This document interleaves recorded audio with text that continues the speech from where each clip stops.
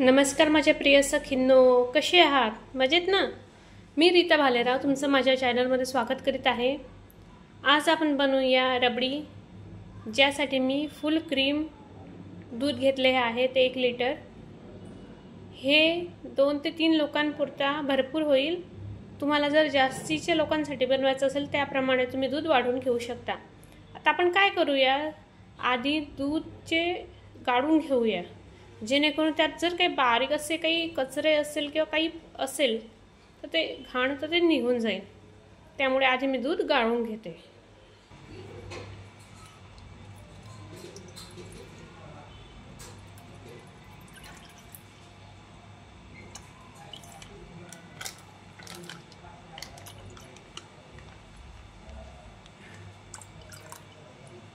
हे बघा, अशी बारीक रवे असे असू शकतात, त्यामुळे दूध गाळूनच वापर करा।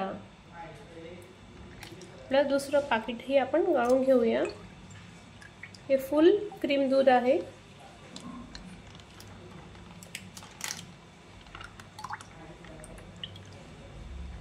आता आपण दूध तापत ठेवूया। आपण आपली कढई तापत ठेवली आहे। आता आपण दूध टाकूया।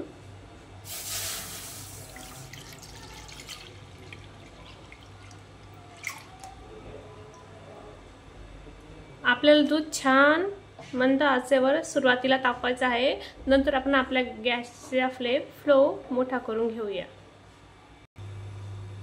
आपल्या दुधाला आता उकळ येऊ लागली आहे।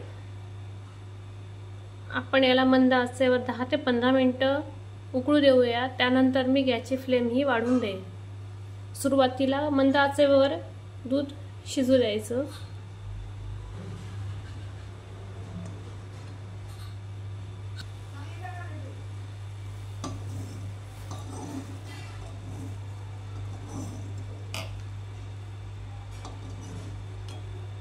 असं केल्याने काय होईल की दूध हे ओतू जाणार नाही।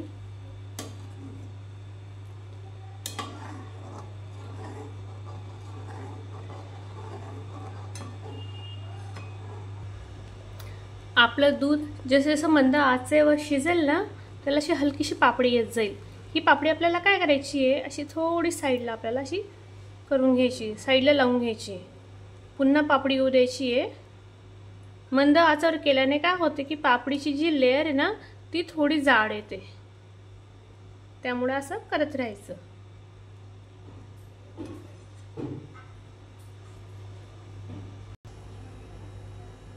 आपल्या दुधाला अजून उकळी येते। आपण याला अजून छान शिजू देऊया। रबडी बनवताना आपल्याला थोडा धीर धरावा लागतो, ज्याच्याने आपली रबडी ही परफेक्ट बनून आपल्याला मिळते। हे बघा, आपला अजून दुसरा लेयर तयार झाला, तोही आपण असं लावून घेऊया। याच्याने काय होईल की आपली रबडीला जे टेक्स्चर हवं ना ते आपल्याला मिळेल।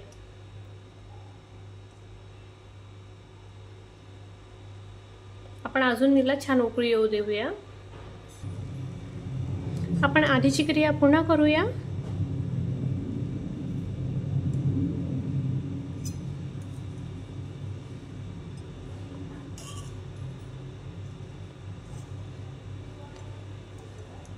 आता आपण काय करूया, गॅसची फ्लेम ही वाढवून देऊया।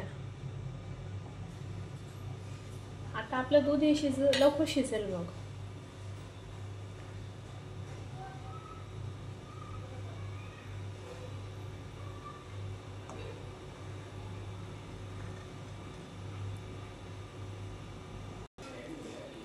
मी अजून मलाई अशी लावत आली आहे।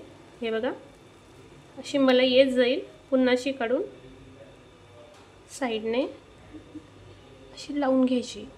याच्याने काय होईल, आपल्या रबडीमध्ये जे मलाई टेक्स्चर येतात ना खाताना, सेम तेच आपल्या तोंडात येईल। आणि तुम्ही बघाल, जे ही हॉटेलवरती रबडी बनवून मिळते ना, ते लोक ही अशा सपाट कढईमध्ये दूध टाकून त्याची जे मलाई असते ना ती अशी साईडला करून घेत असतात।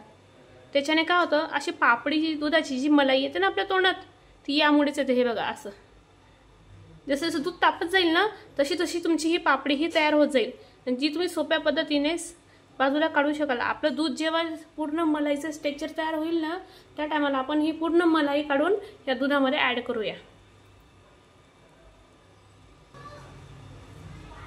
हे बघा, आपली मलाई ही पूर्ण जमा झालेली आहे, ती आपण काढून घेऊया।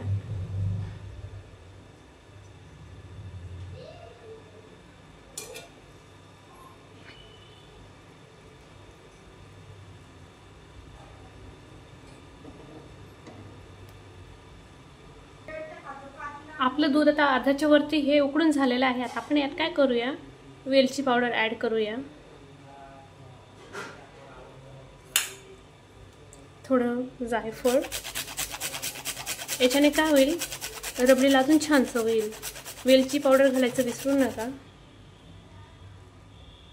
आता हे आपण मिक्स करून घेऊया छान।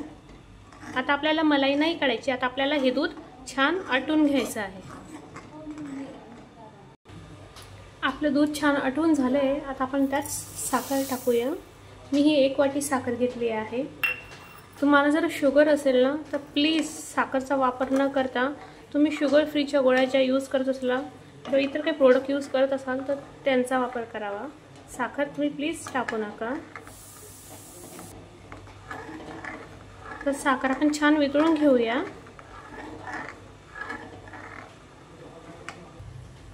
आमच्या घरी बासुंदी असो वा रबडी ही गोड आवडते।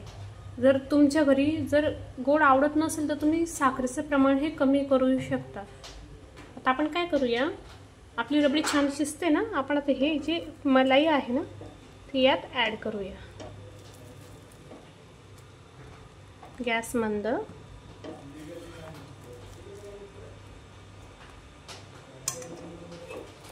आपल्या रबडीला छान मलाई टेक्स्चर येईल। आता याच्याने सगळी मलाई आपण काढून घेऊया।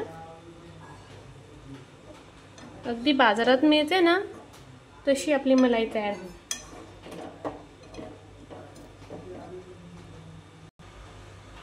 आपली रबडी आता तयार आहे। तुम्ही कढईकडे लक्ष देऊ नका की कढई किती भरली आहे। रबडी परफेक्ट तयार करण्यासाठी तिचाच हा अवतार झालेला आहे। आता आपण काय करूया, आपली रबडी सजवून घेऊया। आपली रबडी ही तयार आहे। सजावटीसाठी थोडेसे बदामाचे काप। मी तुम्हाला दाखवते की आपली रबडी ही किती मलाईदार झाली आहे। हे बघा,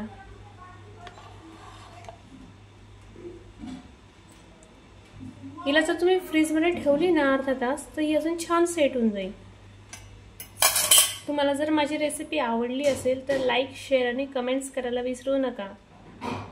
माझा हा कुकिंगचा व्हिडिओ बघितल्याबद्दल थँक यू।